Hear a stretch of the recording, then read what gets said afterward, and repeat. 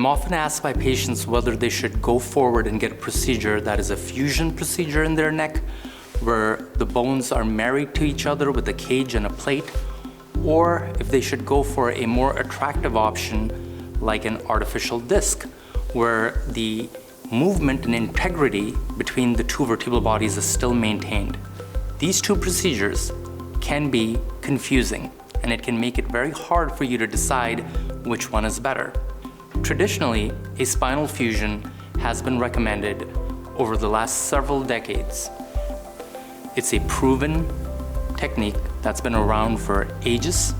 We know people do well with it. Lots of data that backs it.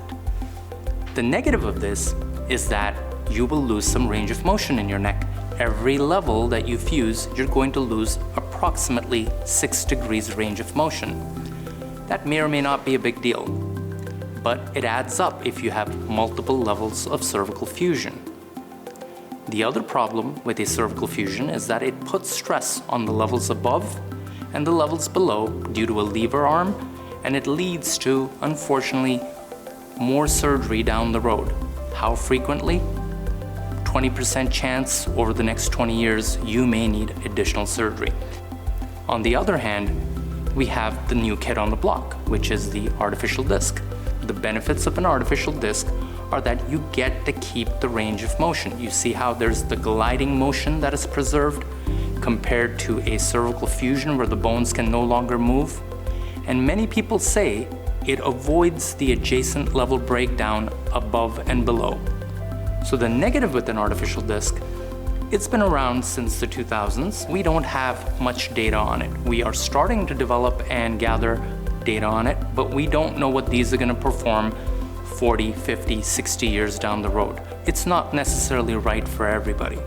It is not a good option for a person who has a lot of bony arthritis.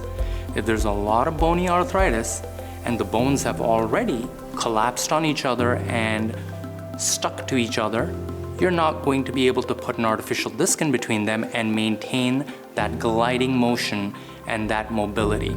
So for severe arthritis, an artificial disc is not a good option.